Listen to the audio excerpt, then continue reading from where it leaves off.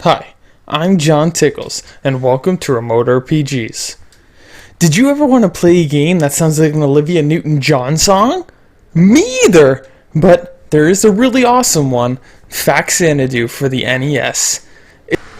Actually, I did play this game as a kid when I was very, very young, maybe 7, 8, or 9.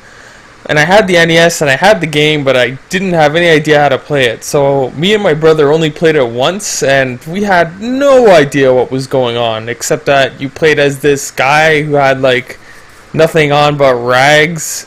So we called the game Hobo Junction, and we got a pretty good laugh out of that. It's like Xanadu, except with faxes. Look, I don't really know where this opening is going either. Let's just get into the review. Released in the late 1980s, Faxanadu is an action RPG for the Nintendo Entertainment System, and I see it as a mix of Zelda 2 and Crystalis. You never really hear anyone talk about this game at all for some reason, which is a shame because it's a really fantastic title for the system. Though, like Crystalis, it has a lot of old school issues that make it a little difficult to give it a go nowadays. So, what's the story, you're saying? That's a good question. I'm glad I pretended you asked.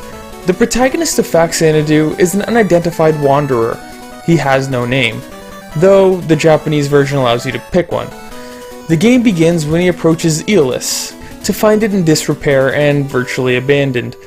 Worse still, the town is under attack by dwarves.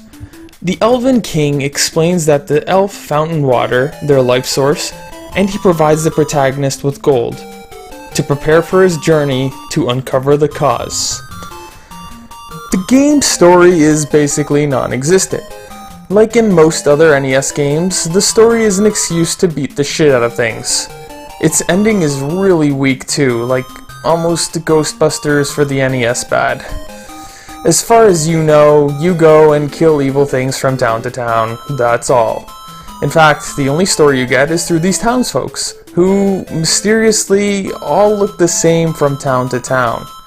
There's the keymaker who looks suspiciously like Hitler, the doctor who looks really happy about his job, although I think it's because of this situation, all alone with his lady nurse.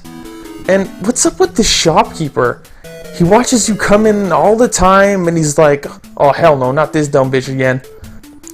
Even his character portrait makes it seem like he thinks you punched his pet puppy in the face and ran across his lawn yelling obscenities. Yeah, but you get the idea. It's not a very story-driven game. Let's get into the gameplay. The game is a lot like Zelda 2, in case you haven't figured it out. You get a sword to swing, magic attacks, and items to use. However, this game is a little more linear, as you move from town to town with combat areas in between. There is no world map. The game is an RPG, so you do have to level up, but this game handles experience points a little differently. Basically, killing enemies gets you experience, but you don't use that to level up your stats. Once you get enough experience, you go to a church and you get a title. These titles mean that every time you die, you restart with a certain level of experience and cash. This was kind of a cool and interesting system, but really exploitable because you can die on purpose if you're low on money, and there isn't too much of a penalty for death other than wasting your time. Other than that, it's an interesting system, and you don't really have to grind either. You also have a lot of items to sort through in this game, but the strange thing is that the shops in each town aren't quite consistent. Many have various items, and sometimes you'll need to back up 2 towns and waste 20 minutes getting what you need before you can move on, which is pretty much a big pain in the ass.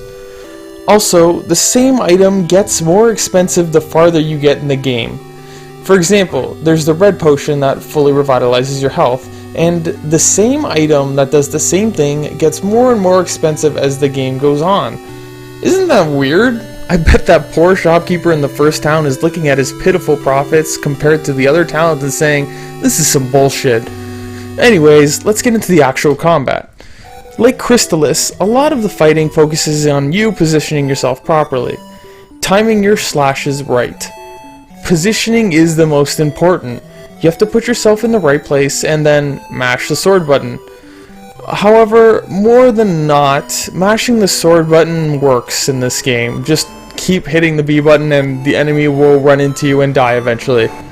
Though there are some enemies that will pwn you if they exploit your cheating ass. The enemies themselves aren't very impressive. There aren't that many of them, and their AI is really simple, so they're easy to outmaneuver, but at least smart enough to put up a decent challenge. My only complaints are that there aren't too many different enemies. Too many enemies can also just be beaten by standing in the spot and watching your enemy run into your sword like dumb lemmings. Also, sometimes you exit a door and then you get immediately damaged by enemies standing right there like Jehovah's Witness. It's bullcrap. Yeah, so this game is also pretty difficult, and it can be quite unfair at times. But thankfully the grinding isn't too soul-crushing, as you can find little areas to level up quickly. You see, like many old school games, and unlike newer ones, you're rewarded for exploitation and four-dimensional thinking against the game designers, like knowing where to farm the enemies, how to get enemies to drop stuff that you can sell to make a quick buck, and more.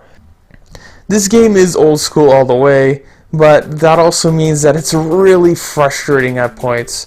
Like, there are a lot of where the hell do I go moments, and the areas are really maze-like. Also, there's just some points where you're like, how would I ever figure this out? Like, Sherlock Holmes would be confused with this shit.